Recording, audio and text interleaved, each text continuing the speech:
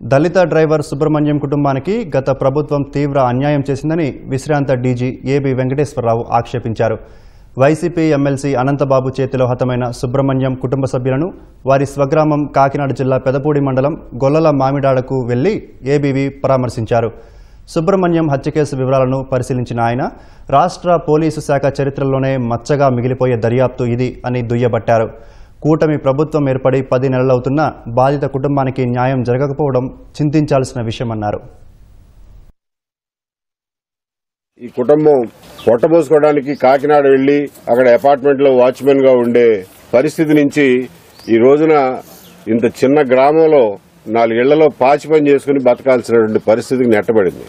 ఇదంతా కేవలం వాళ్ళకి వచ్చినటువంటి బెదిరింపులు, అధికారం మదంతో, దౌష్ట్యంతో వాళ్ళని అక్కడి నుంచి వెళ్లగొట్టి ఇక్కడ పనులేమీ చేసుకునే పరిస్థితి లేకుండా వాళ్ళ బతుకులు నాశనం చేశారు. దీని నుంచి వాళ్ళకి ఉపశమనం కలిగించాల్సిన అవసరం ఉంది. ఈ కుటుంబాన్ని రాజ్యం చాలా అన్యాయం చేసింది. దానికి కాంపెన్సేషన్ ఈ రోజున రాజ్యమే ఇవ్వాల్సిన బాధ్యత ప్రభుత్వం మీద ఉంది. వీళ్ళ పోషణ బాధ్యతలు చూసుకునే కొడుకుని అన్యాయంగా మర్డర్ చేశారు కాబట్టి ఇంకా ఆ రెండో కొడుకైనా ఏదైనా ఉద్యోగం ఇచ్చి ఈ కుటుంబాన్ని ఆదుకోవాల్సిన అవసరం ఉంది.